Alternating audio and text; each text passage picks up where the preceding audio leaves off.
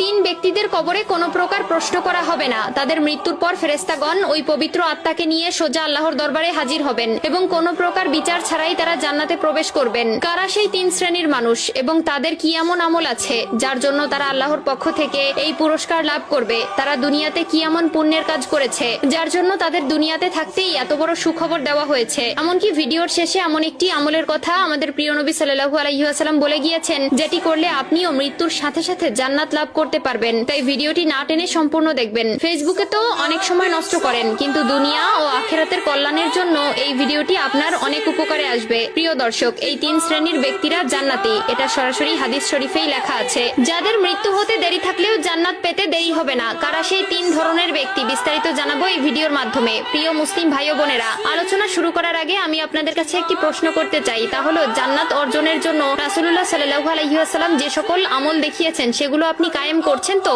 যদি করে থাকেন এবং প্রিয় নবীকে অন্তর থেকে ভালোবেসে থাকেন তাহলে কমেন্টে আলহামদুলিল্লাহ লিখে যাবেন। আর যদি শুরু করবেন ভেবে থাকেন তাহলে ইনশাআল্লাহ লিখে যাবেন। ভিডিওটি শেয়ার করার মাধ্যমে অন্য সকল মুসলিম ভাই বোনদের মাঝে ছড়িয়ে দিন। আপনার একটি মাত্র শেয়ারে এই তিন প্রকার জান্নাতি ব্যক্তিদের সম্পর্কে অন্যরাও জানতে পারবে। প্রতিটি মুসলিম ব্যক্তির স্বপ্ন পরকালে জান্নাত লাভ করা। আমরা প্রতিনিয়ত হাজার আমল করে থাকি, কিন্তু কেমন হবে যদি জান্নাত আপনার জন্য অপেক্ষা করে? আপনি যখনই মৃত্যুবরণ করবেন সাথে সাথে জান্নাতের দিকে অগ্রসর হবেন। শুনে আশ্চর্য হচ্ছেন? হ্যাঁ, এমনই তিন ধরনের ব্যক্তি আছে, যাদের মধ্যে প্রথম কাতারের ব্যক্তিবর্গরা হচ্ছেন যারা শহীদ হয়েছেন। এখানে শহীদ বলতে উল্লেখ করে তাদেরকেই বোঝানো হয়েছে যারা দ্বীন ইসলাম প্রচার ও তার রক্ষায় সশস্ত্র কাফেরদের হাতে নিহত হয়েছেন। তবে মহানবী সাল্লাল্লাহু আলাইহি ওয়াসাল্লাম এই এক শ্রেণীর লোক ব্যতীত আরো কিছু মানুষদেরকে শহীদের খেতাব দিয়েছেন, যারা মূলত দুর্ঘটনায় মৃত্যুবরণ করেছেন, তবে আত্মহত্যাকারী চির জাহান্নামী। দ্বিতীয় শ্রেণীর ব্যক্তিবর্গরা হচ্ছেন তারা যারা জুমার দিন বা রাতে মৃত্যুবরণ করবেন। আমরা সকলেই জানি হাদিস ও কোরআনে জুমার দিনকে সাপ্তাহিক ঈদের দিন বলে ঘোষণা দেওয়া হয়েছে